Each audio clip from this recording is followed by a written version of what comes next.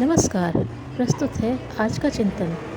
इतिहास में कभी कभी ऐसा होता है कि अवतारी सत्ता एक साथ बहुआयामी रूपों में प्रकट होती है एवं करोड़ों ही नहीं पूरी वसुंधरा के उद्धार हेतु चेतनात्मक धरातल पर सबके मनों का नए सिरे से निर्माण करने आती है। समाज का वैचारिक दिशा निर्देश करने वाले व्यक्ति को चाहे ऋषि कह लें अथवा विचारक, चाहे मनीषी कह लें अथवा प्रबुद्ध व्यक्ति, समाज को ऊंचा उठाने का श्रेय उन्हीं को जाता है। ऐसे लोग भारत में प्राचीन समय में बहुतायत से भरे हुए थे। ये ऋषि कहलाए। इन्होंने भारतीय संस्कृति को एक समृद्ध चिंतन और सर्वांगीण दर्शन दिया। एक ऐसा दर्शन जो लंबे समय तक समाज का मार्गदर्शन करता रहे, समस्याओं का समाधान सुझाता रहे, उलझनों को घटाता मिटाता रहे। इसी दर्शन ने इस भूमिका में इतने सारे महामानव अवतार, युग पुरुष, समाज सुधारक, ऋषि मनीषी पैदा किए कि इसे देवभूमि कहा जाने लगा। परम पूज्य गुरुदेव पंडित श्री राम शर्मा आचार्य को एक ऐसी ही सत्ता के रूप में देखा जा सकता है जो युगों युगों में गुरु एवं अवतारी सत्ता दोनों ही रूपों में हम सबके बीच प्रकट हुई। 80 वर्ष का जीवन जी कर एक विराट ज्योति प्रज्वलित कर उस सूक्ष्म ऋषि चेतना के साथ एकाकार हो गई जो आज युग परिवर्तन को सन्निकट लाने को प्रतिबद्ध है। महापुरुष कभी मरते नहीं। वे सतत विचारों से सक्रिय रहकर हजारों लाखों करोड़ों को प्रेरणा देते रहते हैं। स्वामी विवेकानंद एक छोटी आयु का जीवन जीकर शरीर छोड़ गए, लेकिन उनके जाने के बाद उनके प्रचंड वैचारिक ऊर्जा प्रवाह ने क्रांति का तूफान पैदा कर दिया। श्री अरविंद ने जीवन के अंतिम 40 वर्ष का समय कुछ व्यक्तियों तक सीमित रखकर साधना में खपा दिया, परंतु उनके महाप्रयाण के बाद उनके विचारों ने तीव्र गति पकड़ी। परम पूज्य गुरुदेव का वास्तविक मूल्यांकन तो कुछ वर्षों बाद इतिहासविद, मिथक लिखने वाले करेंगे, किंतु यदि उनको आज भी साक्षात कोई देखना या उनसे साक्षात करना चाहता हो तो उन्हें उनके द्वारा अपने हाथ से लिखे गए विराट परिमाण में साहित्य के रूप में, युग संजीवनी के रूप में देखा जा सकता है। परम पूज्य गुरुदेव पंडित श्री राम शर्मा आचार्य जी की लेखनी बहुत कम उम्र से ही सक्रिय हो उठी थी। सन 1940 से प्रारंभ हुआ पुरुषार्थ कागज काला करने के लिए नहीं, वरन जन जन के मन को मथने एवं अंतः में छिपे देवत्व को उभारने के लिए सक्रिय हुआ। व्यक्ति के मन की समस्याओं, शारीरिक स्वास्थ्य एवं नारी जागरण जैसी समाज की विभिन्न समस्याओं का विधेयात्मक सुधारात्मक हल उनके साहित्य में स्पष्ट होता चला गया। उन्होंने समस्याओं के जाल में फंसे मानव जीवन के दर्द को पहचान कर अपना संपूर्ण जीवन इस व्यथा के निवारण में लगा दिया। आज की सबसे बड़ी समस्या है बुद्धि का दुर्भिक्ष। सद्बुद्धि के अभाव में सद्ज्ञान का सानिध्य न मिल पाने के कारण न जाने कितने सगर पुत्र शापित स्थिति में, विक्षुब्ध की स्थिति में जीवन जी रहे हैं। पूज्य गुरुदेव युग भागीरथ के रूप में परिजनों को इस अवस्था से त्राण दिलाने हेतु ज्ञान गंगा को धरती पर लेकर आए। सेवाओं में सबसे बड़ी सेवा है पतन निवारण। वैचारिक पतन से यदि उबरा जा सके तो मानव मात्र को ऊंचा उठाया जा सकता है। अपने चिंतन में ज्ञान की प्रत्येक शाखा को पूर्ण स्थान देने वाले आचार्य जी वेदों की ऋचाओं, उपनिषदों की श्रुतियों के दृष्टा की भांति क्रांतिदर्शी ऋषि थे। साथ ही शंकर रामानुज की परंपरा के भाष्यकार भी। साहित्य में सेवा, सहयोग, लोक कल्याण, उदारता एवं सहिष्णुता संबंधी नैतिक मूल्यों का समावेश हुआ है। वे सच्चे अर्थों में मूल्यान्वेषी थे।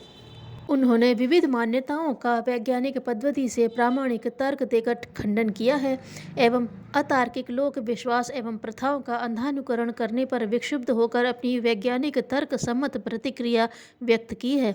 उनका साहित्य के माध्यम से यह प्रयास रहा कि भ्रांतियों और विकृतियों में लगने वाली शक्ति को बचाकर उसे सृजनशीलता में लगाया जाए। समाज में अच्छाई और बुराई दोनों हैं। पूज्यवर ने कमजोरियों को ठीक करते हुए अच्छाइयों और आदर्शों की प्रेरणा दी, स्वास्थ्य संबंधी जानकारी उपलब्ध कराई। उनकी संतुलित दृष्टि उनके साहित्य में दिखाई देती है, जो उनके श्रेष्ठ साहित्यकार होने की सामर्थ्य को उजागर करती है और उनकी दृष्टि की व्यापकता का प्रमाण प्रस्तुत करती है। उन्होंने जीवन को हर कोण से स्पर्श किया है, आदर्श के साथ यथार्थ को मथा है, वर्तमान के आधार पर भविष्य को गढ़ा है, सरल और सहज ढंग से सामान्य मनुष्यों की भाषा में बात की है। एक एक बुराई, कुसंस्कार, कुविचार, कमजोरी, कुरीति का परिमार्जन परिष्कार किया है। एक एक रूढ़ी को अंधविश्वास की रुई की तरह धुना है। समाज में फैली विसंगतियों को दूर करने का प्रयास किया, जैसे छुआछूत का खंडन, मृत्यु भोज, खर्चीली शादियों का बहिष्कार, दहेज प्रथा का विरोध। उन्होंने मूढ़ मान्यताओं, प्रतिगामी विचारधाराओं का खंडन किया, परंपराओं को विवेक सम्मत तरीके से प्रस्तुत किया, लोगों को वैज्ञानिक दृष्टिकोण देकर सच्चे अध्यात्मवाद का ज्ञान कराया। सद्ज्ञान ही विश्व कल्याण का आधार होगा। संसार में जितने भी दुख हैं वे सब अज्ञानता से ही जन्मे हैं।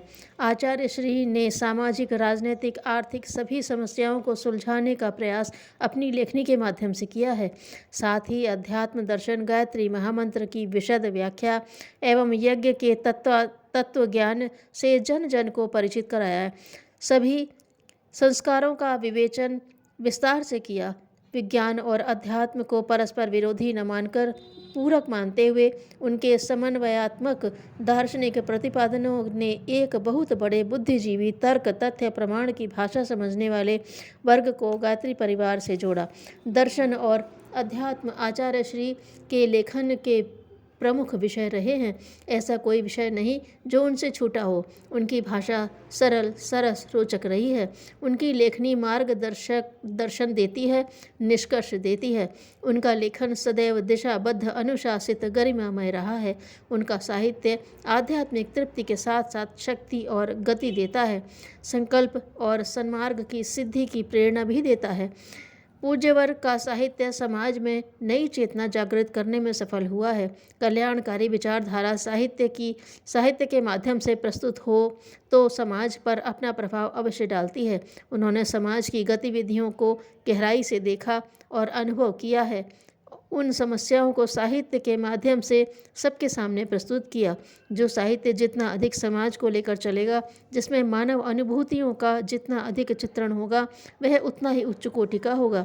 उल्लेखनीय है कि आचार्य जी ने पहले किसी विचारक, समाजोद्धारक, चिंतक, मार्गदर्शक या लोकनायक ने इतनी प्रभूत सामग्री लोकमानस के सामने नहीं रखी। अभूतपूर्व सामग्री, अभूतपूर्व शैली।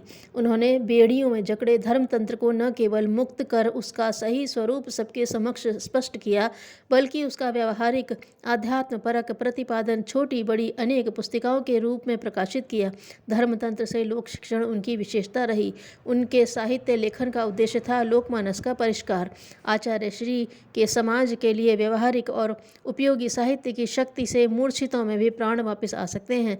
उनका साहित्य गुह्य विद्या एवं उच्च स्तरीय साधनाओं का ज्ञान कराता है तो विज्ञान और अध्यात्म का समन्वय भी बताता है।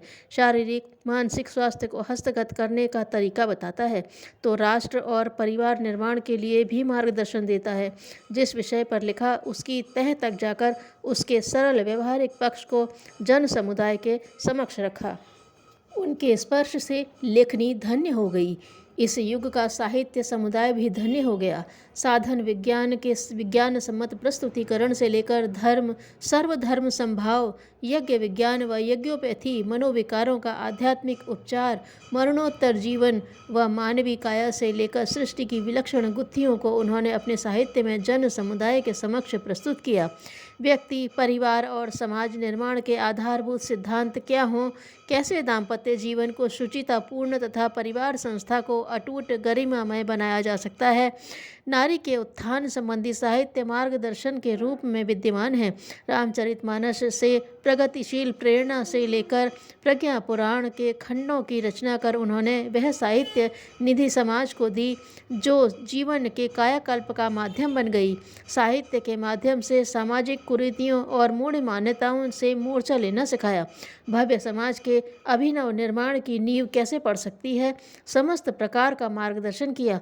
महापुरुषों के जीवन चरित्र से लेकर 21वीं सदी की रूपरेखा एवं नवयुग का आगमन, मानव में देवत्व का उदय व धरती पर स्वर्ग का अवतरण कैसे, यह सब उनकी लेखनी के माध्यम से साहित्य का विषय बने। आचार्य श्री ने अपनी लेखनी द्वारा समाज की पीड़ा को वाणी दी। सीधे साधे शब्दों में हृदय की सरल अभिव्यक्तियाँ, स्वभाव, खान पान की बारीकियाँ, तो विश्व शांति का निरस्तीकरण भी विषय बना रहा। दर्शन की गहराई है, चिंतन की प्रौढ़ता है तो अति सामान्य से सामान्य रोज़मर्रा के घरेलू विषय भी उनकी लेखनी से अछूते नहीं हैं। भाषा का भी उनके साहित्य में वैविध्य मिलता है। वे अंतःकरण की गहराइयों से लिखते थे। उनकी भाषा इस प्रकार की है कि जो भी पढ़ता उनकी लिखी हुई पंक्तियाँ अपने लिए अनुभव करता है। एक एक अक्षर से आत्मीयता टपकती है। लेखनी का जादूगर, शब्दों का शिल्पी, नाचते उछलते हृदयों को झकझोरने वाले वाक्यों की रचना करने वाला, क्या उक्ति है, इस महामानव को समझ में नहीं आता। लगता है पूज्य गुरुदेव की लेखनी में वह जादू था कि वे जो चाहते थे, जैसा चाहते थे, अक्षरों का गूंथना वैसा ही कर दिया करते थे। अक्षर उनके इशारे पर नाचते थे। वह लेखनी चिंतन चेतना के साथ जुड़कर माँ सरस्वती के इस वरद पुत्र के हाथ से स्पर्श होकर स्वयं को धन्य मानती थी। उनके साहित्य ने पीड़ित पतित मानवता के उत्थान के लिए सतत प्रेरणा दी है। इस साहित्य से सबसे बड़ा अनुदान मिला है विवेकशीलता का जागरण, दृष्टिकोण का परिष्कार। सांसारिक दृष्टिकोण रखते हुए आध्यात्मिक मूल्यों को जीवन में कैसे प्रविष्ट किया जाता है, यह शिक्षण मिलता है। उन्होंने अध्यात्म और भौतिकता के बीच के मार्ग, आध्यात्मिक भौतिकता का मार्ग सुझाया है। सतत जोर इसी बात पर दिया कि जीवन को श्रेष्ठ बनाने वाले विचारों व मूल्यों को इसी दैनंदिन जीवन में न्यूनाधिक रूप में समाविष्ट किया जाना है। छोटे छोटे विचार बिंदुओं का, सद्विचारों का जीवन में समावेश जीवन शैली को परिवर्तित कर देता है। आचार्य श्री ने अपने विपुल साहित्य के माध्यम से युग चेतना के स्वरूप को बदलने का अभियान छेड़ा। युग सत्य को प्रकट करने के कारण ही वे युग ऋषि कहलाए। हर विषय पर तार्किक ढंग से सोचने के कारण सफल विचारक और समस्त प्राणियों के साथ करुणा एवं आत्मीयता का भाव रखने के कारण संत हैं। ऐसे महान संत को शत शत नमन है। एक गांव में एक महिला बहुत कर्कशा थी। अपनी बूढ़ी सास को बहुत सताती। एक बार उसने अपनी सास को इतना पीटा कि उसके हाथ की हड्डी टूट गई। वह महिला बूढ़ी हुई। एक दिन उसकी दोनों पुत्र वधुओं ने मिलकर उसे पीटा और उसका हाथ तोड़ दिया। गांव की वृद्धाओं ने प्रतिक्रिया व्यक्त की, देर है अंधेर नहीं, जैसी करनी वैसा फल, आज नहीं तो निश्चय कल। युग का अवसान सद्विचारों और सद्प्रवृत्तियों के घट जाने से होता है। अपनी आत्मा ही सबसे बड़ा मार्गदर्शक है। धन्यवाद।